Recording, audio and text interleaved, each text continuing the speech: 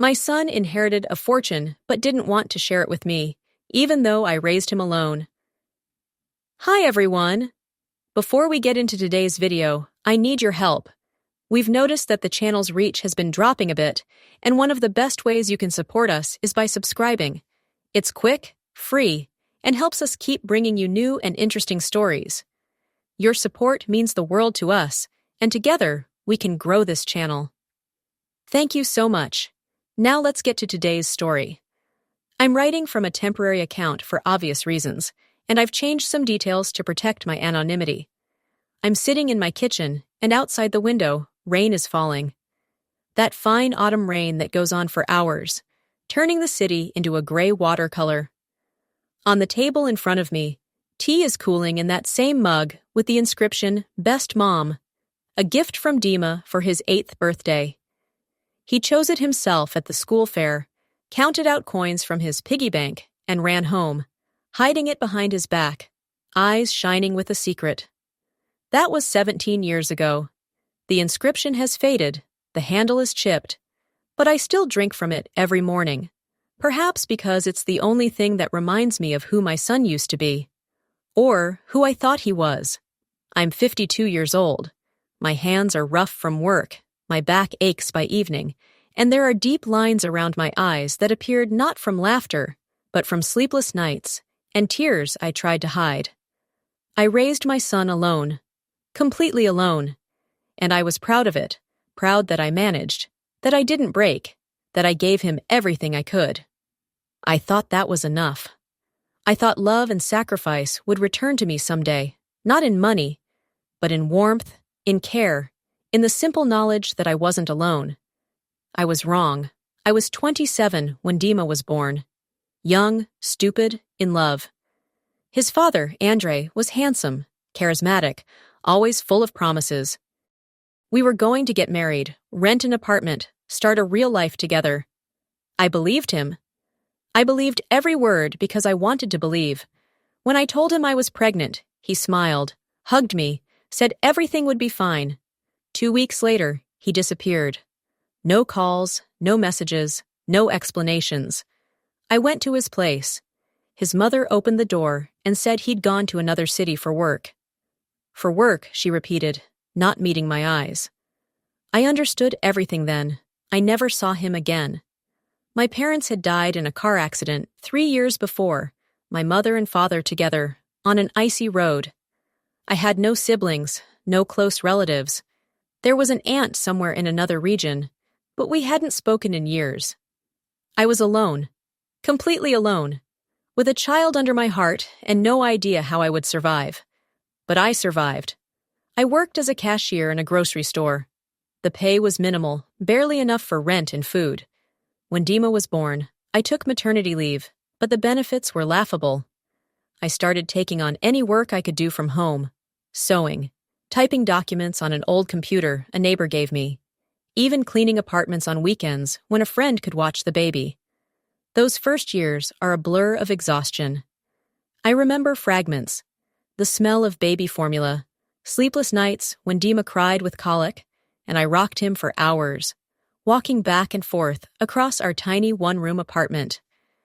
I remember the weight of his small body against my shoulder, his tiny fingers gripping my hair. I remember singing lullabies in a hoarse voice, my eyes closing from fatigue, but not allowing myself to sleep because I was afraid I might drop him. I remember hunger. Not his, mine. I always made sure he had enough, but there were days when I ate nothing but bread and tea because there wasn't enough money for both of us. I told myself it was temporary, that it would get better, that I just needed to hold on a little longer. I remember the cold. Our apartment had old windows that didn't seal properly, and in winter, frost formed on the inside of the glass. I dressed Dima in layers, wrapped him in every blanket we had, slept next to him to keep him warm with my body. I remember waking up in the middle of the night, checking to make sure he was breathing, touching his cheek to make sure he wasn't too cold. But I also remember joy. His first smile, the way he looked at me like I was his entire world. His first word, Mama. His first steps, stumbling toward me with arms outstretched, trusting completely that I would catch him. And I always did. I always caught him. When he was 3, I went back to work full-time. I found a job at a factory, assembly line work, 10 hours a day. A neighbor, an elderly woman named Vera Petrovna, agreed to watch Dima for a small fee. She was kind, but she was old and tired, and I knew he spent most of the day sitting in front of her television, eating whatever simple food she could manage to prepare. I felt guilty every single day, guilty that I couldn't be with him, that he was growing up without enough attention, without the childhood I wanted to give him. But what choice did I have? We needed to eat. We needed a roof over our heads. We needed to survive. In the evenings, I would come home exhausted, my hands cramping from the repetitive work, my back aching. But I never showed him my tiredness. I would pick him up, hold him close, ask about his day. We would have dinner together, whatever I could afford to make, pasta, potatoes, occasionally chicken if there was a sale. Then I would read to him, old books I'd found at thrift stores, books I'd loved as a child. He loved stories. His eyes would go wide, and he would ask questions, always questions. Why did the prince do that?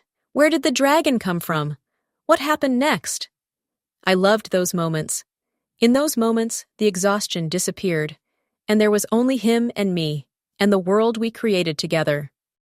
On weekends, when I didn't have to work, we would go to the park. We couldn't afford much, but the park was free. We would feed pigeons with stale bread, sit on a bench, and I would tell him about my dreams for him. I told him he could be anything he wanted, do anything he wanted. I told him that education was the key, that if he studied hard, worked hard, he could have a better life than I did. He listened, nodding seriously, and I believed he understood. I believed we were building something together, that all of this, all the struggle and sacrifice, was for both of us.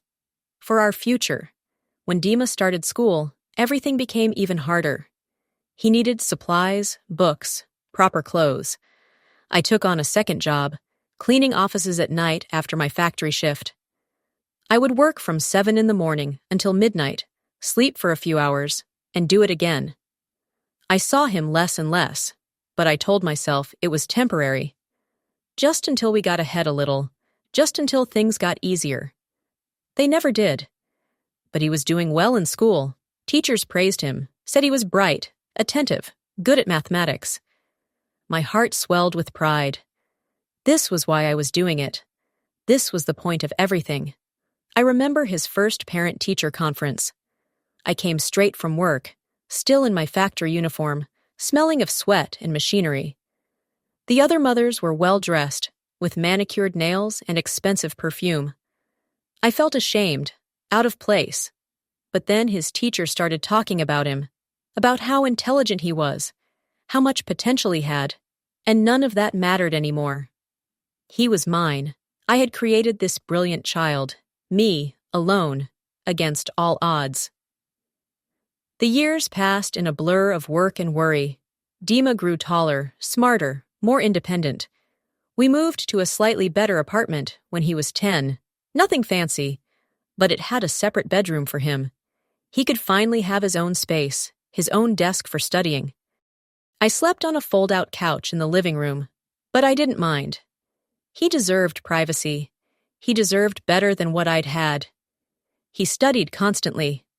I barely saw him some days. He was so focused on his books. I was proud but also worried. I wanted him to have friends, to play, to be a child. But he said he needed to study, that he wanted to get into a good university, get a scholarship. He said he wanted to make me proud. You already make me proud, I told him. Just by being you. He smiled, but it was a distracted smile, and he went back to his books. When he was 14, he got sick. Pneumonia. High fever, terrible cough, struggling to breathe. I took him to the hospital, and they admitted him immediately. I sat by his bed for 3 days straight, holding his hand, praying to a God I wasn't sure I believed in. Please, I begged, please don't take him from me. He's all I have. He's everything. He recovered, but the hospital bills were devastating. I had to borrow money from my supervisor at the factory, promising to pay it back slowly from my salary. It took me 2 years to clear that debt, 2 years of even less food, even less heat, even less of everything. But he was alive. That was all that mattered. During his recovery, we talked more than we had in years. He was too weak to study, so we just talked. He told me about his dreams, about wanting to study engineering, about designing buildings, creating something permanent, something beautiful. His eyes lit up when he talked about it, and I saw the little boy again, the one who used to ask endless questions about everything. "You'll do it," I told him. "I know you will. You're going to do amazing things."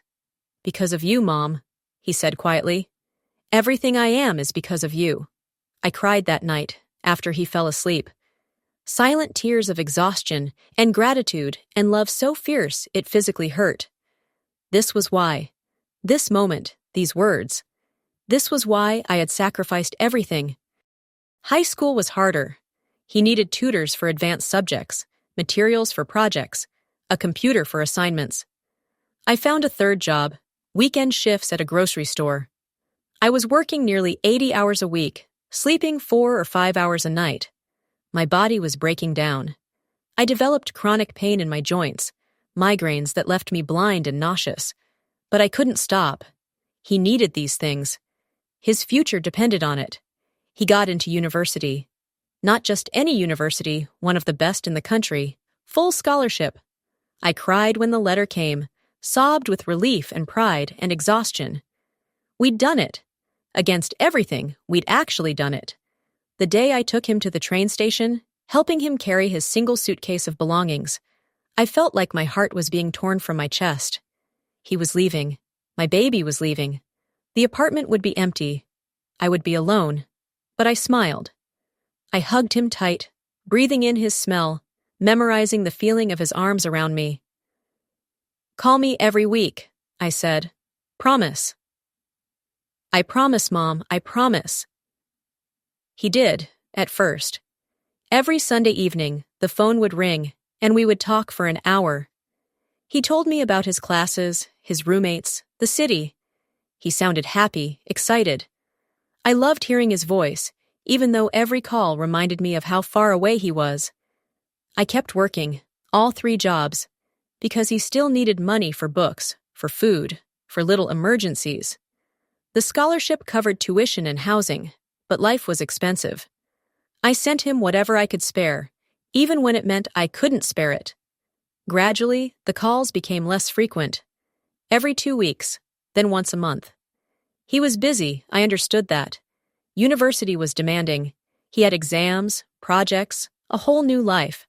I tried not to feel hurt. I tried to be understanding. I visited him once, taking a long bus ride because I couldn't afford the train. I'd saved for months to make the trip. When I arrived at his dormitory, he seemed almost embarrassed to see me. He introduced me to his friends quickly, then suggested we go for a walk, away from campus.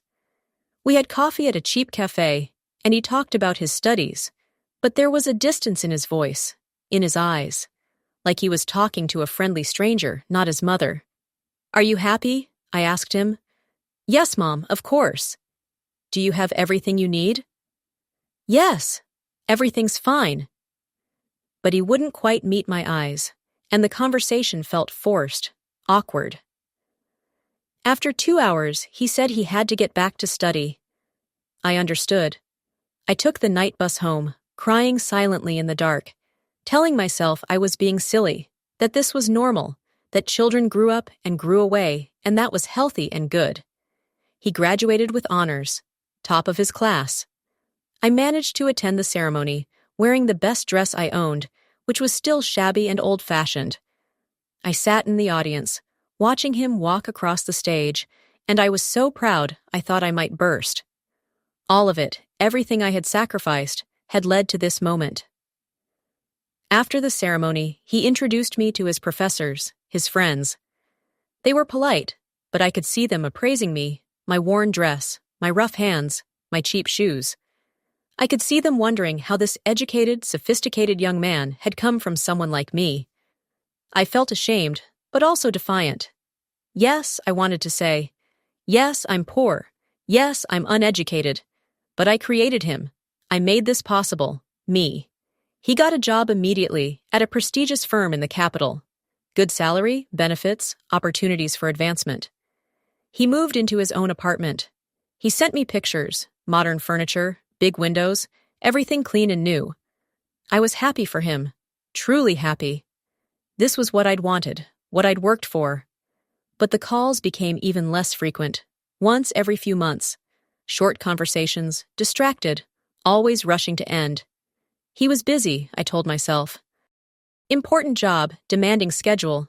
He was building his career. I understood. I kept working, though I'd finally quit the night cleaning job. My body couldn't take it anymore. I was living on less, eating less, but I was managing. Barely, but managing. I thought about him constantly. Wondered what he was doing, who he was becoming. I imagined his life, so different from mine, so far from the cramped apartment and endless work and constant worry. I was glad he'd escaped. That was what I'd wanted. For him to have better than what I'd had.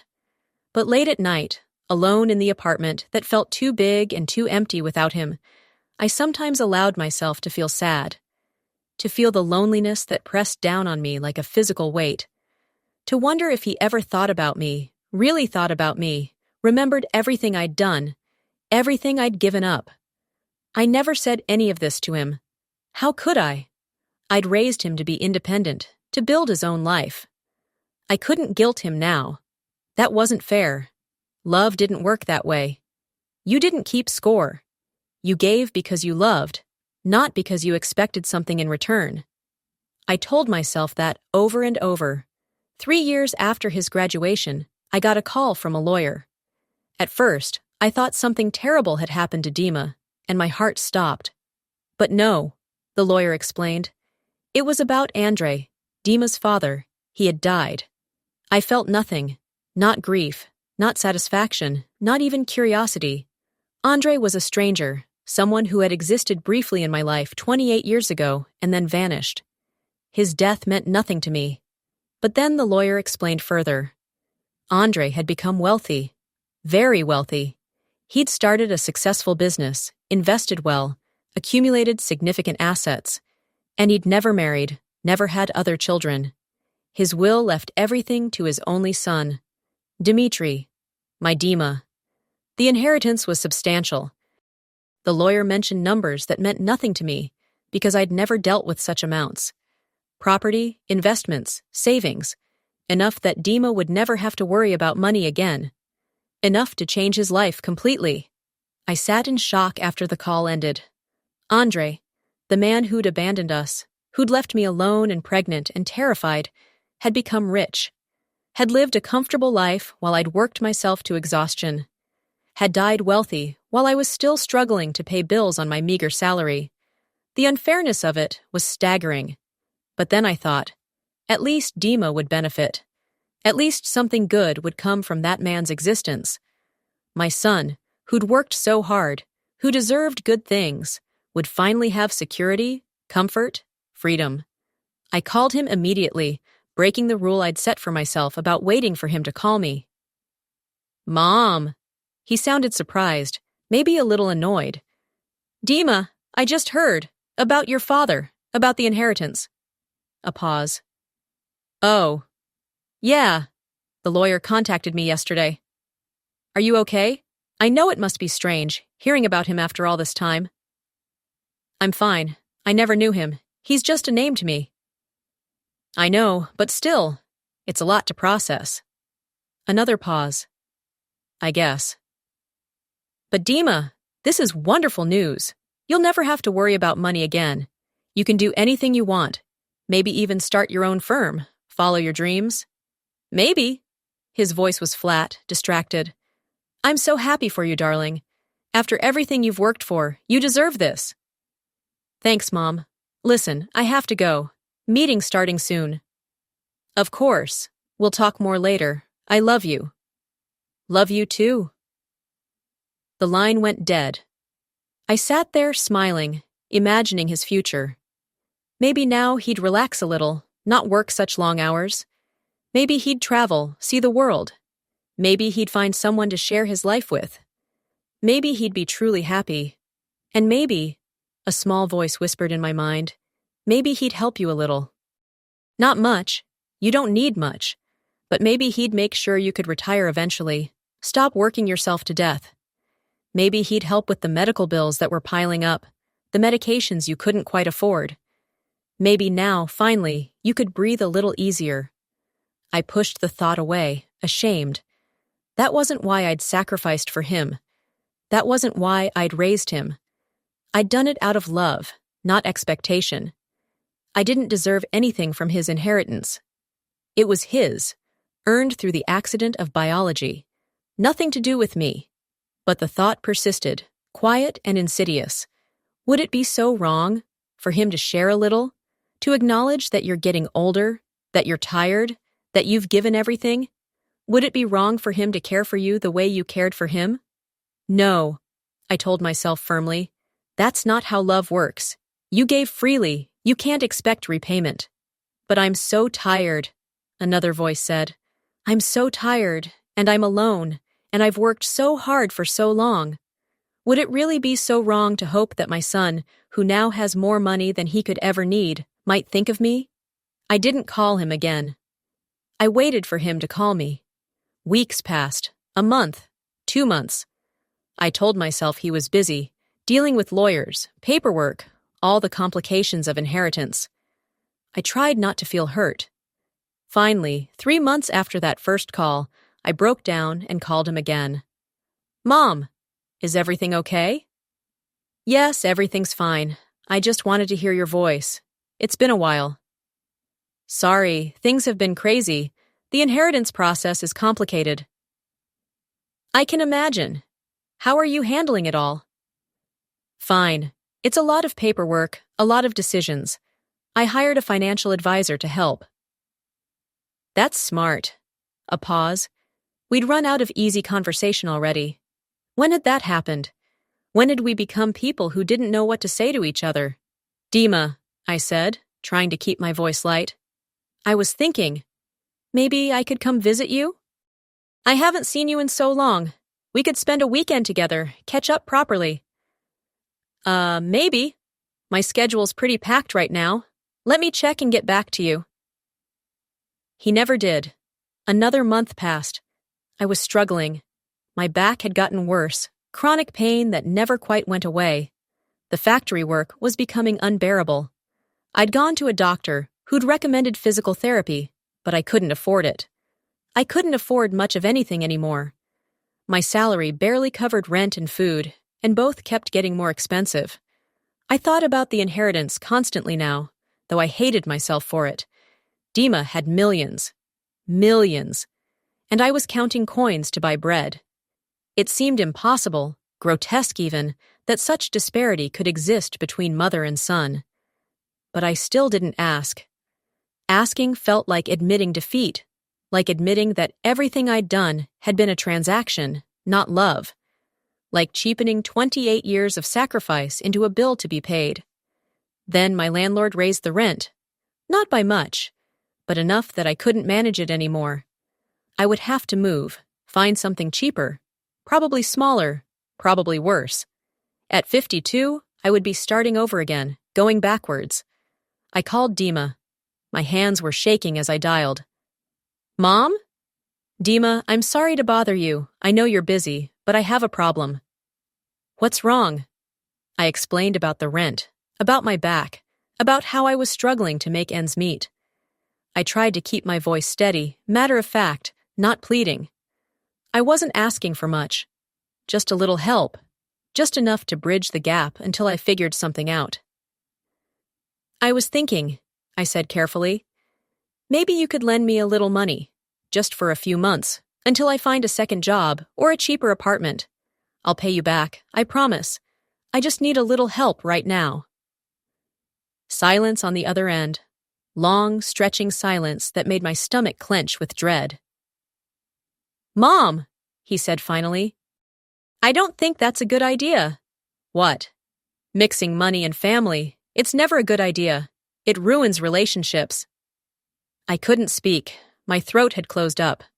You've always been independent, he continued. Always managed on your own. I think you should continue that. You're strong. You'll figure it out. Dima, I'm asking for help. I'm your mother. I've worked my whole life, and I'm tired, and I'm hurting, and I need help. Just a little help. I can't. I'm sorry, but I can't. Something broke inside me then. Something I'd been holding together for 28 years finally cracked. You can't?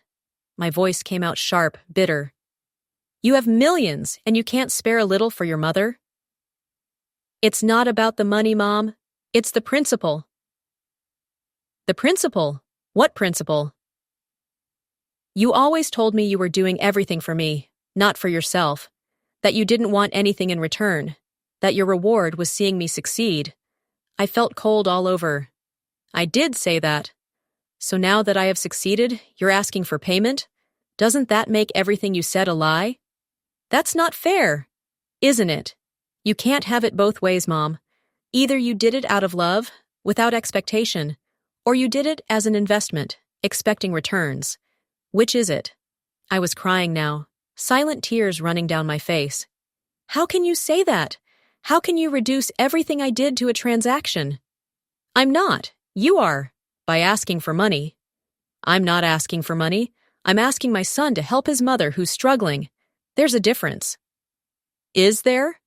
The coldness in his voice was unbearable. This wasn't my son. This wasn't the little boy who'd clung to me, who'd told me I was his hero, who'd promised to make me proud. Dima, please. I'm not trying to take your money. I'm not trying to claim what's yours. I just need a little help. That's all. Just a little help from my son. I have to go, Mom. I have a meeting. Dima, I'll call you later. He hung up. I sat on my kitchen floor and sobbed. Great, heaving sobs that came from somewhere deep inside, somewhere I'd kept locked and buried for decades. I cried for the girl I'd been, 27 and alone and terrified. I cried for all the years of exhaustion, of hunger, of cold, of loneliness. I cried for every sacrifice that had seemed meaningful at the time and now seemed pointless, wasted, thrown away. Most of all, I cried because my son, the person I loved most in the world, the reason for my entire existence, had looked at my suffering and chosen to turn away. He didn't call later that day, or the next day, or the day after that. I moved to a cheaper apartment, a tiny studio in a bad part of town. I had to sell most of my furniture because it wouldn't fit. I kept only essentials: a bed, a small table, 2 chairs, the chipped mug that said, "Best Mom." I packed away photographs, memories, all the little things I'd saved from Dima's childhood. I couldn't bear to look at them anymore. Work became harder. My back was getting worse, and I was making mistakes, moving slower. My supervisor called me into her office, told me gently that maybe it was time to think about retiring, about finding something less physically demanding. But I couldn't afford to retire. My pension would be nothing, barely enough for food, certainly not enough for rent. I was trapped. Trapped by age, by poverty, by a body that was breaking down after decades of abuse. And my son, who had the means to help me, who could ensure I spent my last years with dignity and comfort, had chosen not to. I tried to hate him. I really did. It would have been easier to hate him, but I couldn't. He was still my son, still the baby I'd held through endless nights, still the child I'd sacrificed everything for. I couldn't hate him any more than I could hate my own heart. But I was angry. Oh, I was angry. Angry at the unfairness of it all. Angry at Andre for abandoning us and then leaving his wealth to a son who didn't need it and wouldn't share it. Angry at a world that allowed someone to work as hard as I had and still end up with nothing. Angry at myself for expecting anything different. 6 months passed. I heard nothing from Dima. I didn't call him either. What would I say? I'd already begged once. I wouldn't do it again. I had that much pride left at least. Then, one evening in spring, my phone rang. His name on the screen made my heart leap despite everything. Hello? Mom, it's me. I know. A pause. How are you? I'm fine. I heard you moved. From who? We had no mutual friends, no family that connected us. He must have tried calling my old number, found it disconnected, tracked me down somehow. Yes, cheaper rent. Oh. Another pause, awkward and painful. Mom, I want to talk. Can I come visit you? Part of me wanted to say no, to tell him I didn't need him anymore, that I was fine on my own. But I couldn't. I missed him too much. Even angry, even hurt, I missed my son. Yes, I said quietly. You can come.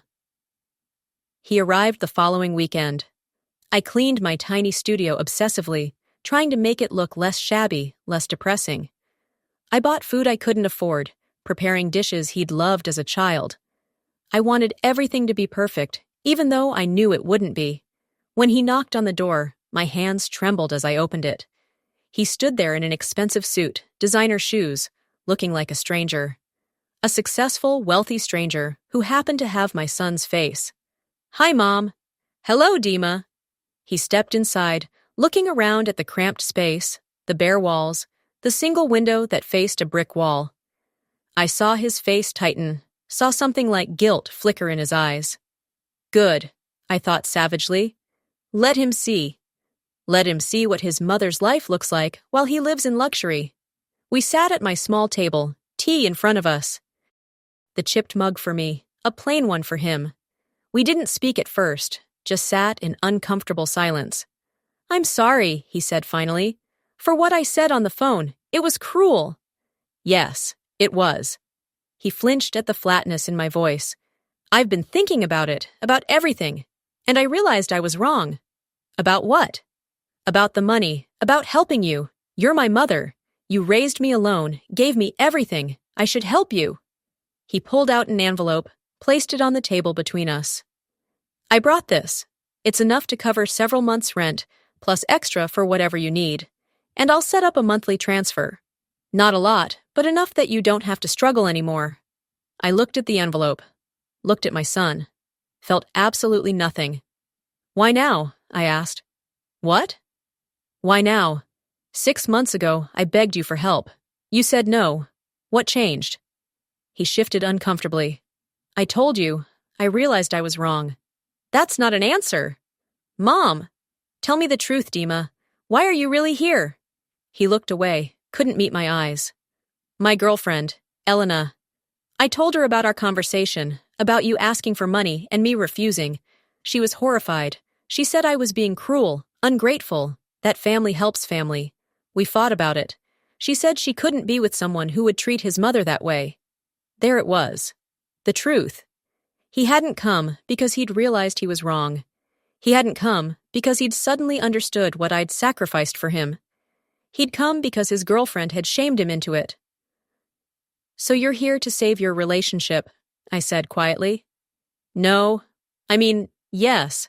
That's what made me think about it, but you wouldn't have thought about it otherwise. That's not fair.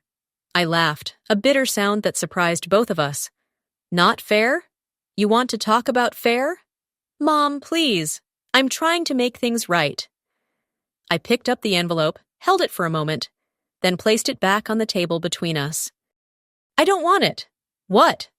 I don't want your money. Not like this. Not as payment to keep your girlfriend happy. That's not what this is. Isn't it? Be honest. If Elena hadn't said anything, would you be here right now? He didn't answer. Couldn't answer. We both knew the truth. I raised you alone, I said, and my voice was steady now, calm even. I worked 3 jobs. I went hungry so you could eat. I slept in the cold so you could be warm. I gave up every dream I ever had so you could pursue yours. Do you know why I did that? Because you loved me. Yes, because I loved you. Not because I expected you to pay me back. Not because I was making an investment. Because you were my son, and I would have done anything for you. Anything. I stood up, walked to the window, looked out at the brick wall that blocked any view of the sky. But love isn't just giving, I continued. It's also receiving. It's allowing yourself to need someone, to depend on them. It's vulnerability. It's trust. I turned back to face him. When I asked you for help, I wasn't asking for repayment. I was offering you a chance to love me back, to show me that I mattered, that our relationship was more than just me serving you. I was giving you the opportunity to be there for me, the way I'd always been there for you. Mom. And you said no. Not because you couldn't afford it, not because it would harm you in any way, but because of principle, because you wanted to preserve some imaginary moral high ground, because my suffering was less important to you than your philosophy about money and family.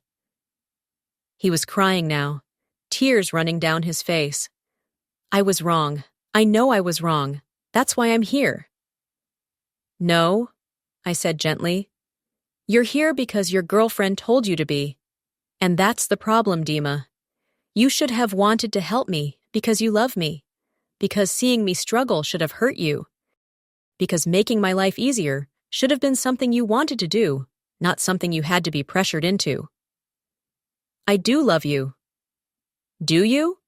Or do you love the idea of me, the sacrificing mother who asks for nothing, who exists only to support you, and then conveniently disappears when she's no longer needed?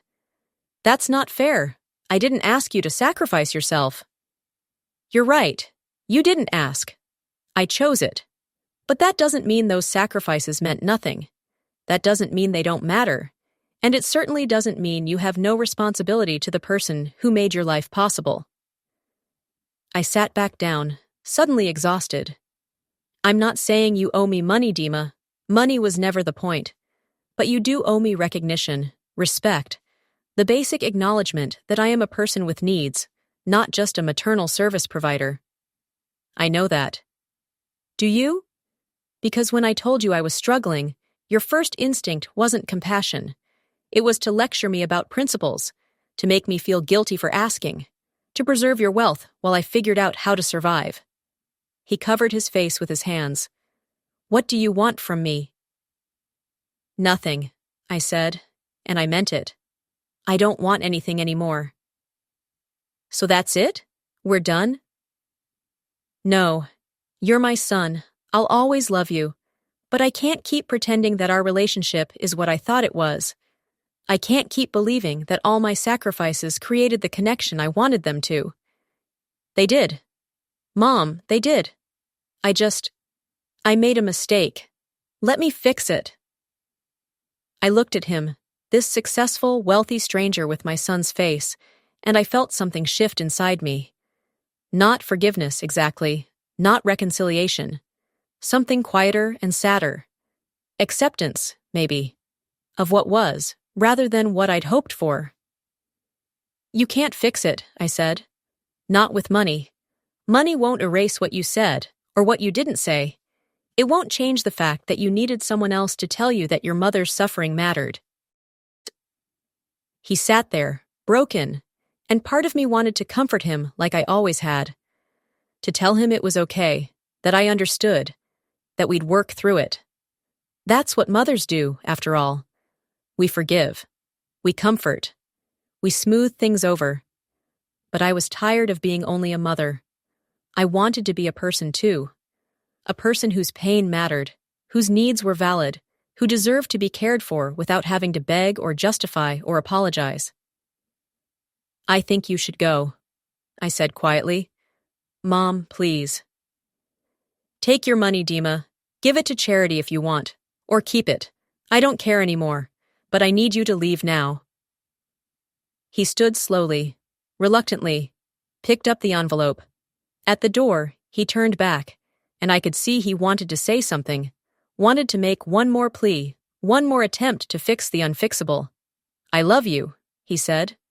I know, I replied. I love you too. But that's not enough anymore. He left. I sat at my table for a long time after he'd gone, staring at the chipped mug, at the tea that had gone cold. The rain had started again outside, that same fine autumn rain that never seemed to end. I thought about all the years, all the sacrifices, all the moments of joy and pride and hope. I thought about the little boy who'd clung to me, who'd needed me, who'd made me feel like the most important person in the world.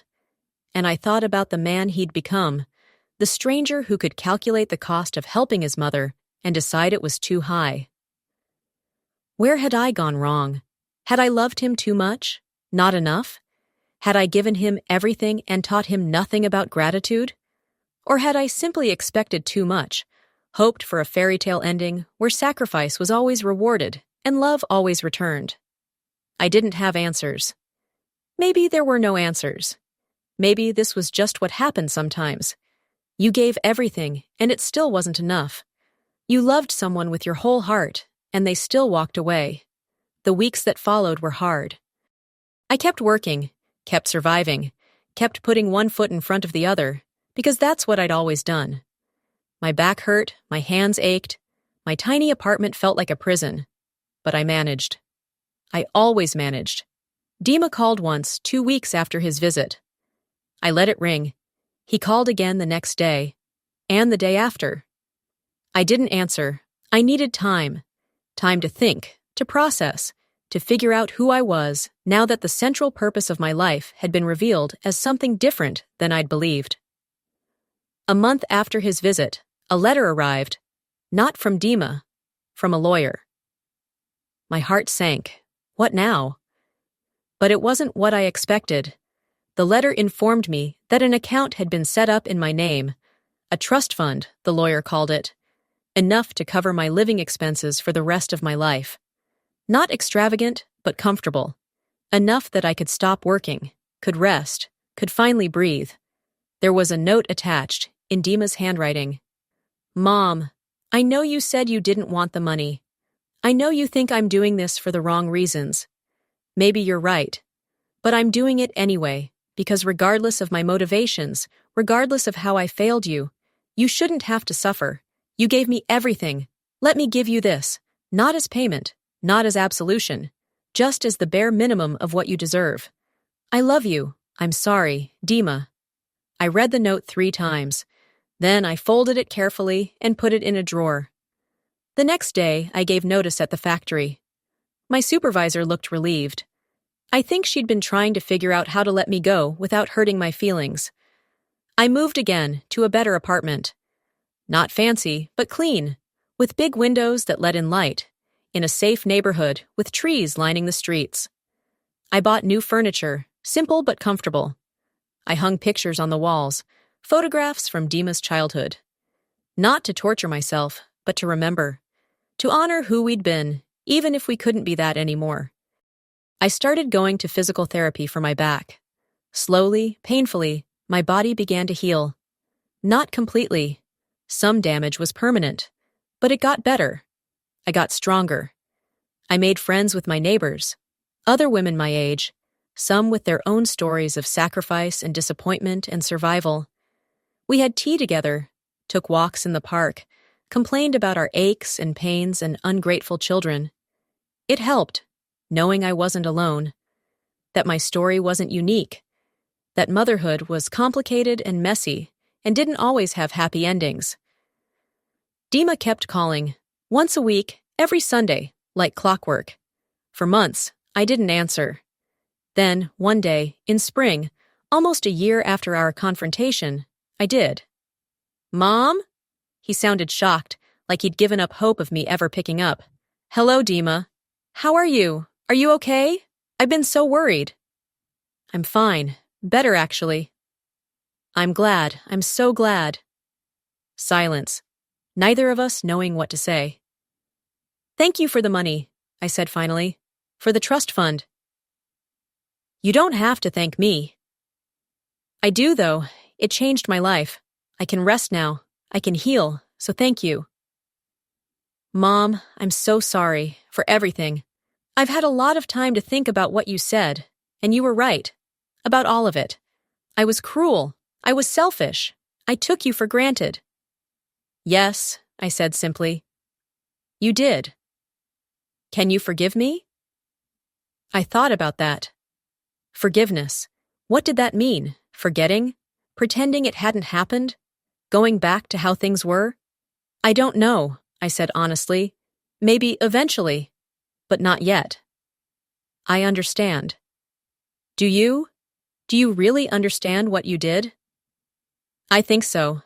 I failed you when you needed me. I chose principles over people. I valued money over you. And I only realized it when someone else pointed it out, which makes it even worse. Yes, I said.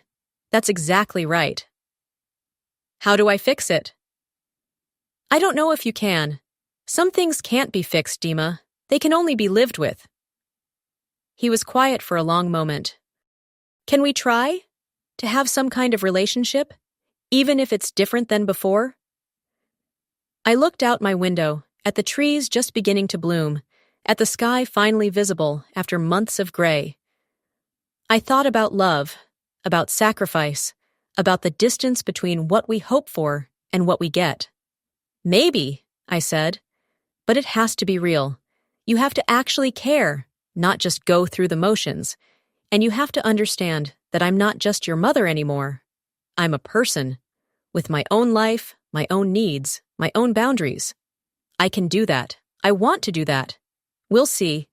We talked for a few more minutes, careful and tentative, like strangers learning each other's language. It wasn't easy, it wasn't comfortable, but it was a start. After we hung up, I sat on my couch in my sunny apartment and I cried. Not the desperate, broken sobs from before. Quieter tears, sadder, but also cleaner. Tears of grief for what I'd lost, but also of relief for what I'd found. I'd spent my whole life being strong for someone else, being selfless, being endlessly giving, and it had nearly destroyed me. But I'd survived. Not just survived, but finally, learned to live for myself, to recognize my own worth, not in what I could give, but in simply being, to understand that love shouldn't require you to disappear. Dima started visiting once a month. We had dinner, talked about his work, his life, even Elena, who I'd never met but who apparently felt terrible about the whole situation. The conversations were still somewhat stilted, still carried the weight of everything unsaid. But slowly, carefully, we were building something new. Not the relationship we'd had before.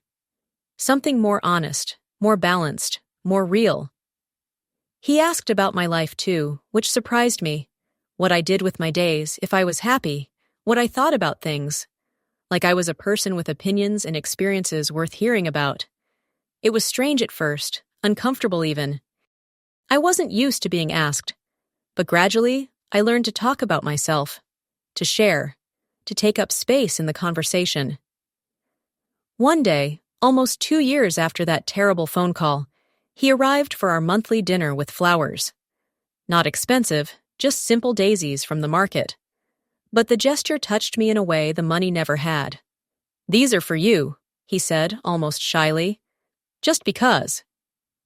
"Thank you," I said, taking them, breathing in their simple, clean scent. We cooked together that evening, something we'd never done before. He chopped vegetables while I prepared the sauce, and we worked side by side in comfortable silence. It felt domestic, normal, like maybe we were finally learning how to be mother and son in a way that worked for both of us. Over dinner, he told me he'd broken up with Elena. "I'm sorry," I said, and meant it. "Don't be. It wasn't right.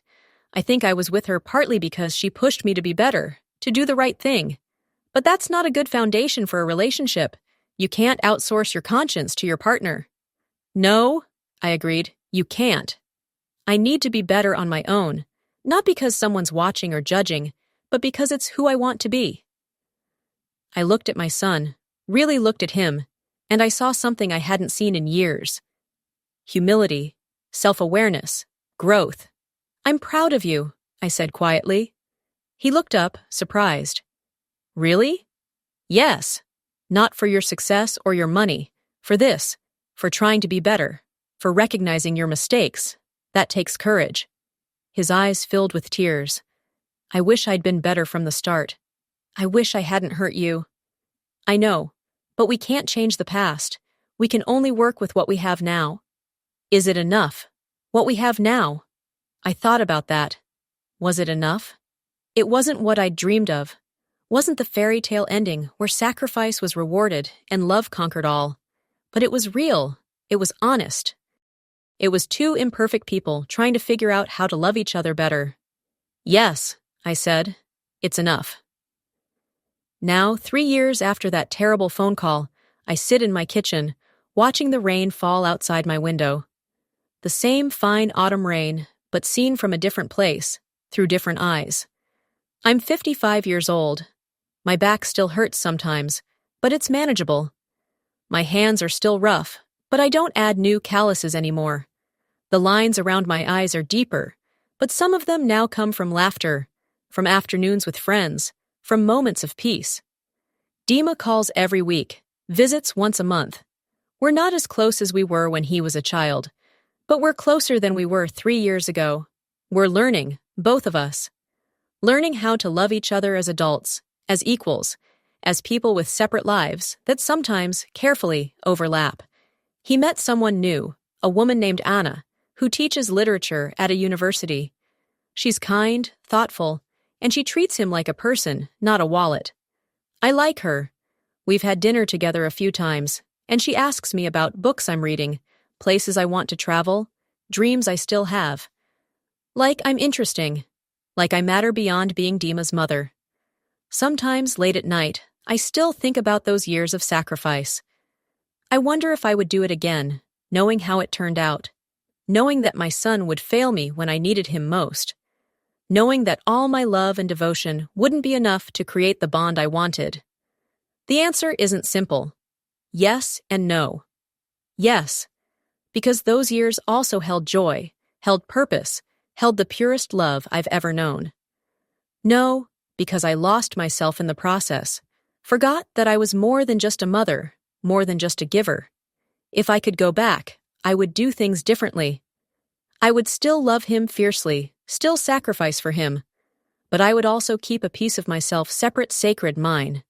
I would teach him not just to receive love, but to give it. I would show him that needing someone isn't weakness, and that being needed comes with responsibility. But I can't go back. None of us can. We can only move forward, carrying our mistakes and lessons, hoping to do better tomorrow than we did yesterday. The chipped mug sits on my table, still holding my morning tea. I haven't thrown it away. Probably never will. It reminds me of who I was, who he was, who we were together. The good and the bad, the joy and the pain, all mixed together, like life always is. I'm alone in my apartment, but I'm not lonely anymore. I have friends, hobbies, a life that belongs to me. I have a son who's learning to love me better, even if imperfectly. I have peace, hard-won and precious. The rain continues falling, washing the city clean. And I sit here, sipping tea from a chipped mug, thinking about forgiveness and acceptance, and the complicated, painful, beautiful mess of loving someone. I gave my son everything I had. He gave me back disappointment and growth, pain and understanding, the end of illusions and the beginning of something more honest. It wasn't what I wanted, but maybe, just maybe, it was what we both needed. The inheritance changed everything and nothing. Dima has money now, more than he'll ever need. I have enough to live comfortably, to rest after decades of labor. But the real inheritance, the one that matters, is harder to quantify. It's the lessons we learned, the relationship we rebuilt, the understanding that love isn't simple or pure or always enough. Sometimes I'm still angry. Sometimes I still grieve for the relationship we could have had. But mostly, I'm at peace. I did my best with what I knew. He's doing his best now.